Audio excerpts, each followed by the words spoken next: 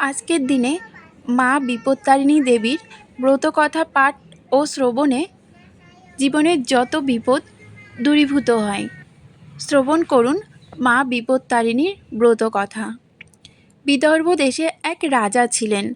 তার রানীর সঙ্গে এক চর্মকার অর্থাৎ মুচি রমণীর খুব ভালো বন্ধুত্ব ছিল।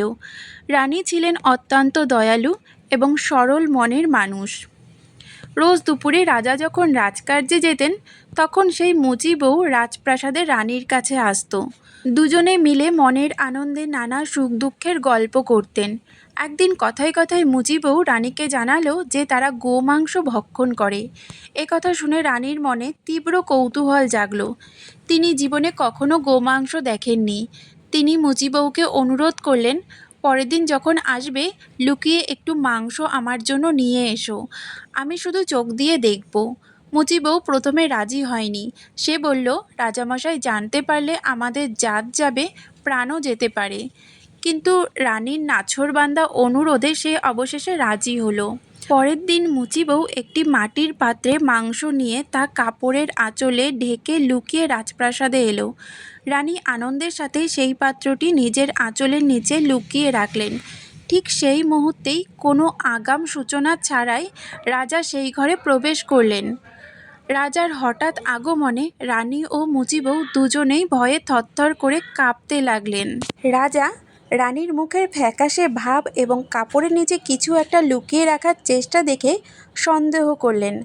রাজা গম্ভীর গলায় প্রশ্ন করলেন, রানী, তুমি আঁচলের নিচে কী লুকিয়েছ? আমাকে দেখাও। রানী ভয়ে বাকরুদ্ধ হয়ে গেলেন। রাজবাড়িতে গোমাংস আনা ঘোরতর অপরাধ। তা প্রকাশ পেলে রানীর সম্মান ধুলোয় মিশে যাবে এবং মুচি পরিবারের প্রাণদণ্ড হবে। নিরুপায় হয়ে রানী চোখ বন্ধ করলেন এবং মনে মনে আদি শক্তি দেবী দুর্গার সংকটনাশিনী রূপ বিপত্তারিণীকে স্মরণ করতে লাগলেন। তিনি কেঁদে বললেন, হে মা বিপত্তারিণী, হে জগজ্জননী, আমি অজ্ঞানতাবশত এই ভুল করেছি। আমার বান্ধবীর কোনো দোষ নেই। আজ যদি এই সত্য প্রকাশ পায় তবে রাজকুলে কলঙ্ক লাগবে। তুমি অন্তর্যামী, এই বিপদ থেকে আজ আমাদের রক্ষা করো মা। রাজা তখন অধৈর্য হয়ে রানীর হাত থেকে জোর করে আঁচলটি টেনে নিলেন এবং মাটির পাত্রটি কেড়ে নিলেন। কিন্তু পাত্রের ঢাকনা খুলতেই রাজা অবাক হয়ে গেলেন। দেবীর অলৌকিক মহিমায় সেই নিষিদ্ধ মাংসের টুকরোগুলো সুগন্ধি লাল জবা ফুল ও বিল্বপত্র এবং তাজা ফলে রূপান্তরিত হয়ে গেছে। ঘরটি এক দিব্য সুবাসে ভরে উঠল। রাজা লজ্জিত হলেন এবং রানীর পুজোর আয়োজন দেখে খুশি হয়ে সেখান থেকে চলে গেলেন। রানী বুঝতে পারলেন স্বয়ং দেবী বিপত্তারিণী তার সম্মান ও প্রাণ রক্ষা করেছেন। কৃতজ্ঞতায় রানীর চোখ দিয়ে জল পড়তে লাগলো।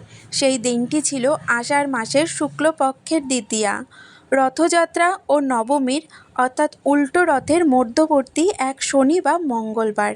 এরপর থেকেই রানী প্রতি বছর এই নির্দিষ্ট তিথিতে রাজপ্রাসাদে ধুমধাম করে দেবী বিপত্তারিণীর ব্রত ও পুজো শুরু করেন। ধীরে ধীরে এই ব্রতের মাহাত্ম্য চারিদিকে ছড়িয়ে পড়ে এবং সাধারণ ঘরের মহিলারাও সংসারের সুখ শান্তি ও সব রকম বিপদ আপদ থেকে মুক্তি পেতে এই ব্রত পালন শুরু করেন। জয় মা বিপত্তারিণীর জয়।